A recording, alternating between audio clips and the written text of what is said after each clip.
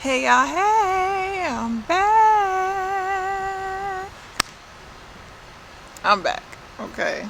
I am back. Um, Stronger than I was before. Um, woo, woo, child. It's been real ghetto, okay? Let me start with that, okay? I have, probably for the last 2 years, been in a real Job season, okay?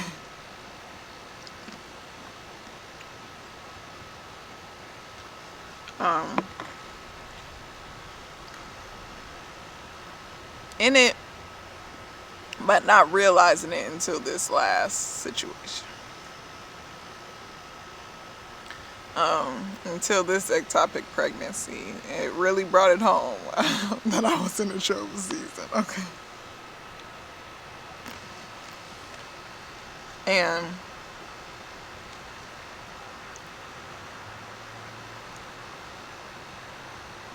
mm, that thing has been challenging, okay? It's been real hard. I ain't gonna hold you. I made a video previously saying I don't know why people try to say once you get close to God and get on the right track and save, that you don't have no hardship. Warfare hits so hard. Warfare hits so hard. And I thought it was about to break me. If I'm completely honest with y'all, the day all of this stuff happened, I didn't know if I was gonna make it out of it.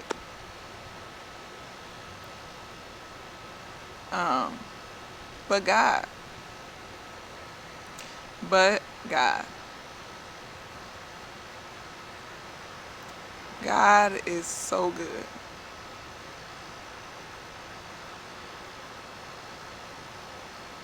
God is so good.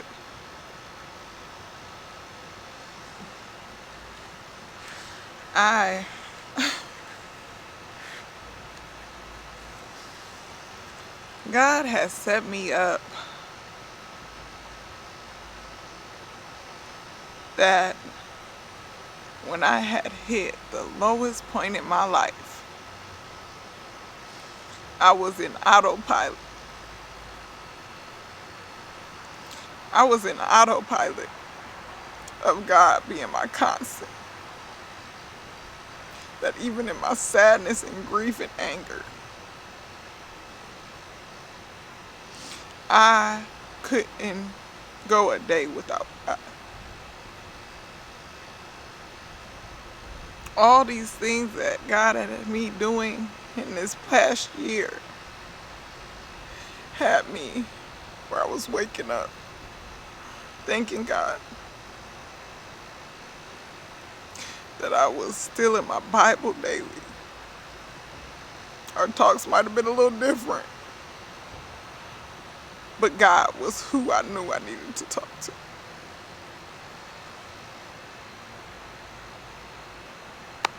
And I'm so grateful to God for that. I'm so grateful.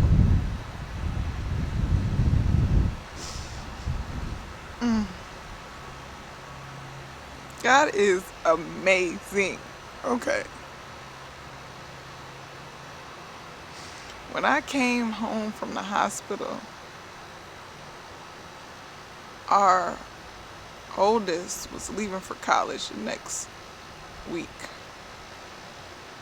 And we had set up for her to have a going away party. And Eric had asked me, you still up to it? And I told him, well, I can't. I'm not gonna cook, but we can still have it. She still deserved to be celebrated. She still deserved to have her family around her to encourage her on her way leaving out. And so we went on with it. And I was in pain. I was moving slow, but I still wanted to be doing things because I didn't want anybody to ask, And it didn't really change anything. My sister-in-law still asked, what's going on with you, And I told her I couldn't talk about it. But God nudged me to ask her to pray for me. So I walked and I told her what was going on, and I asked her to just start praying. And she went and got her husband, and they started praying.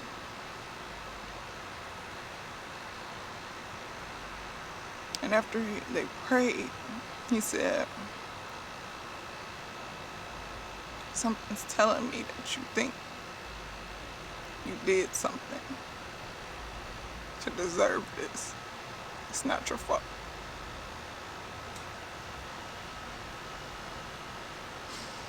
I had been battling so strong with that I knew that was nobody but God saying, tell her. She didn't do anything. It's not her fault.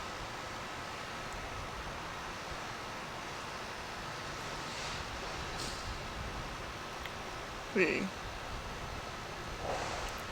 was going through it, and I was in cycles of crying and trying to get myself together, but I just couldn't. And the day we were going to take Anna to school, we went over to her mom's house to load up the rest of the stuff in the car and headed out there, and I was talking to God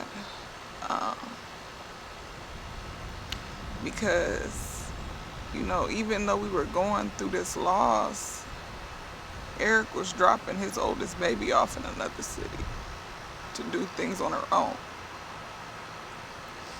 And I said, God, please give me the strength to be able to support my husband today. Even with all the things I'm feeling,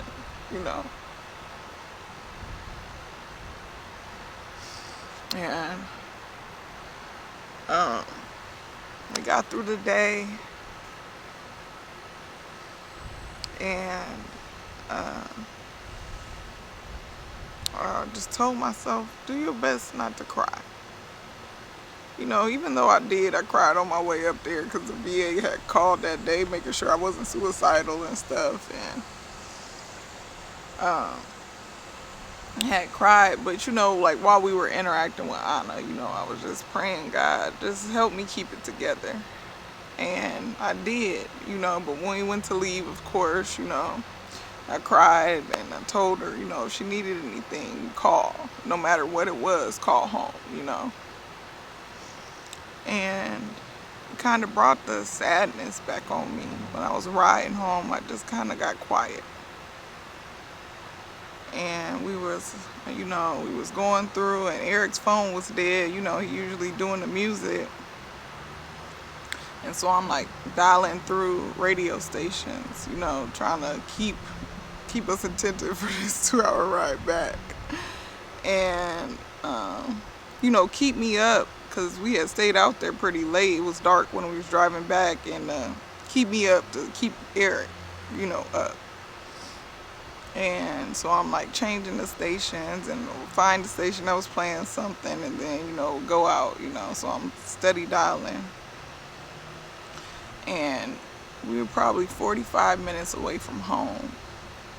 And the stations started cutting into 2 different stations, but it was both something that was okay, it wasn't too off. And gospel music kicked through the radio, and it was playing steady. And I realized I hadn't turned any gospel music on since I had came home. I was reading my Bible, I was talking to God, but I just hadn't turned on any gospel music. And it started playing, and I started crying. And I turned and looked at Eric and I said, this was meant to break me.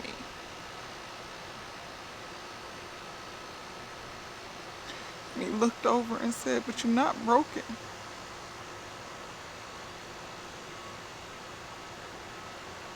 And I sat quiet for a while. And he said,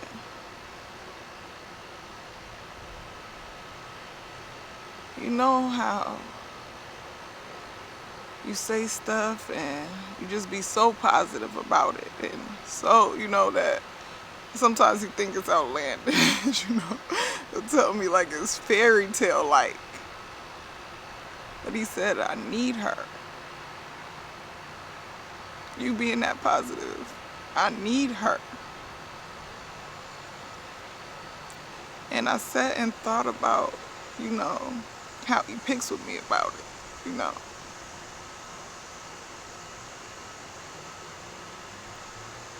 But he married me because he loves me. And it just made me start thinking about, him hearing what they was telling me and how he was questioning against, the doctor said something and he questioned it. The nurse came in and he questioned them about it. Questioned everybody about what I was being told to make sure that it was adding up, And even when the doctors were saying certain stuff wasn't a choice no more, he was like, if that's what you want to do, we can try that, And God just started pouring into me. That he loves me. And he gave me somebody that loves me in the way I prayed about.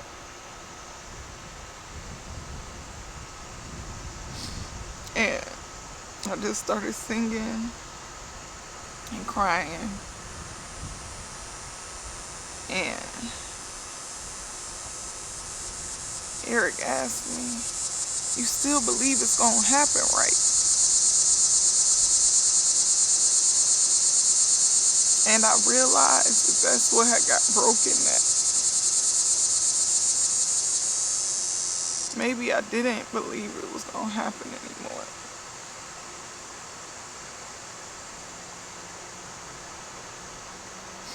And God gave me a dream that it still would, and I just kept on praying because I just couldn't get past, that commercial when they be walking around with the smiley face up and they sad behind the mask. I couldn't even put the fake smiley face on. I felt like I was just a dark cloud. I just felt like real Eeyore, I don't. And so I kept praying to God, help me come out of this. I trust you, I believe you, but the sadness is so heavy still right now. Help me come out of this. And I prayed and I was just sitting there and I started seeing a light flickering on the wall in our bedroom. And, it was like out the side of my eye, but I looked over and it was a rainbow on the top of the wall. And my husband streams. And it was his lights that was in the game room. They were playing on the top of the wall. But it was just like a rainbow reflection. And it just gave me peace that it's gonna be okay.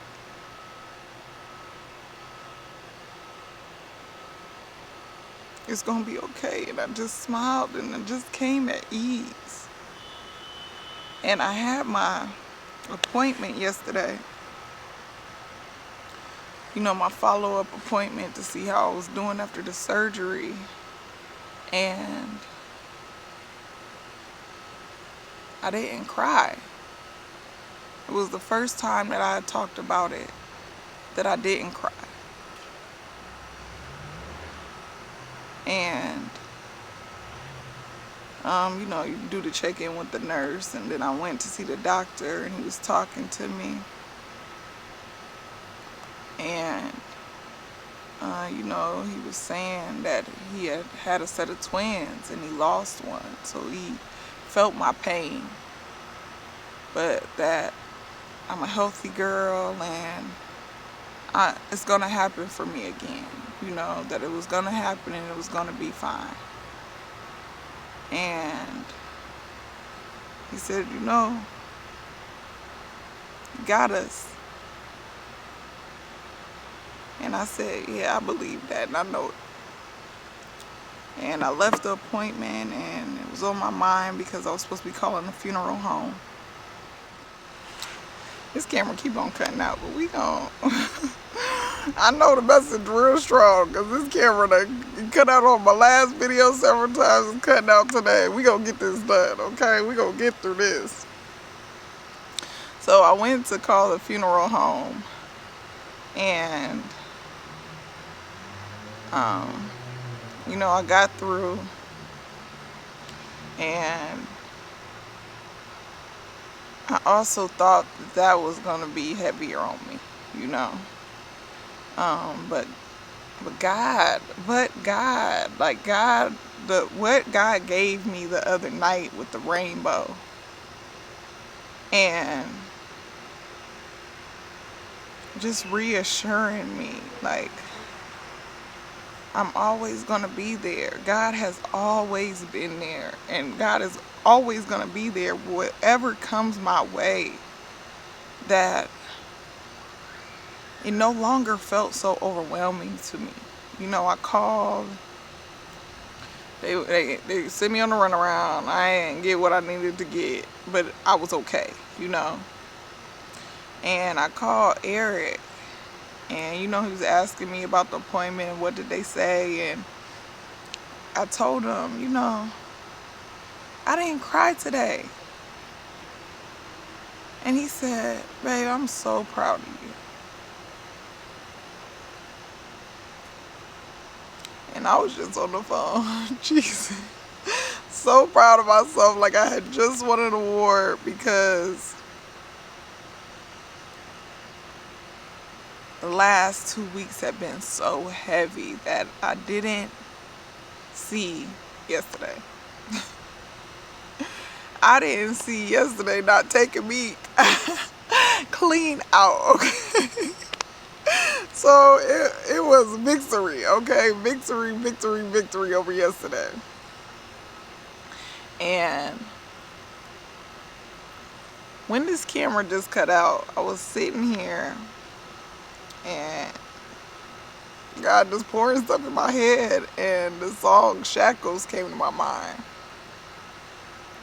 And I ain't thought about that song in so long.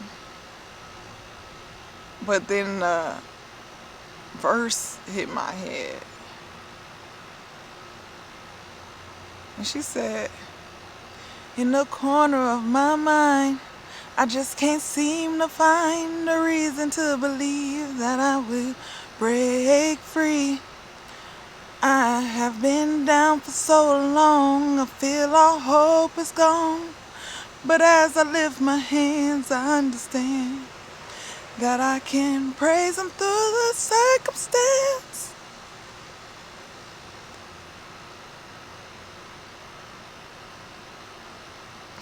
We have to remember to praise God through the circumstance.